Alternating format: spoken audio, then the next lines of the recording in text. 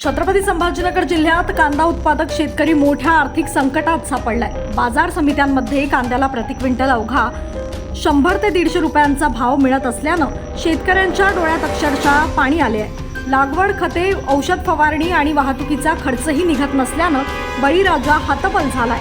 साठवणुकीची अपुरी व्यवस्था आणि हमी भावाचा अभाव यामुळे शेतकऱ्यांना कांदा मातीमोल भावात विकावा लागतोय।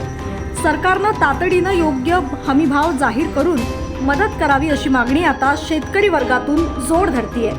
कांद्याचे लावल्यापासून तर भरपूर 50-60 हजार खर्च झालेला आहे। तो खर्च सुद्धा निघाला, काही सडला, काही मार्केटला नेला तर भाव 1 रुपया 2 रुपये लागू राहिला। गाडी भाडं चाललं त्याच्यात 500-600 रुपये गाडी। गोण्याचे भाव वाढले।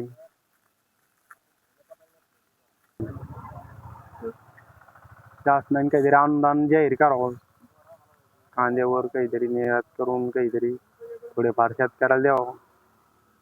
हातात काही जाईना, मार्केट न्याला 1 रुपया 2 रुपये भाव राहू राहिला। गाडी भाडं निघाला, काहीच निघाला।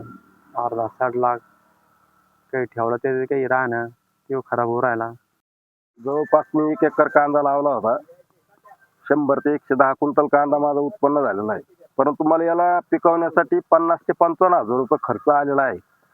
रात्रीचा दिवस, दिवसाची रात्र करून अगदी लहान लेकरासारखा याचा सांभाळ केलाय आणि आज मार्केटमध्ये जर पाहायला जर गेलं तर याला 2 आणि 3 रुपये भाव भेटू राहिला।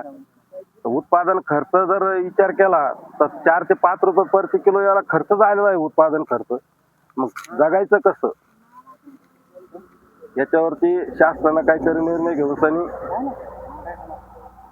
कुठंतरी शेतकऱ्याला 2 पैसे भेटतील अशा पद्धतीने याचा उपाययोजना करावा शासनानं, एवढीच विनंती राहील माझी।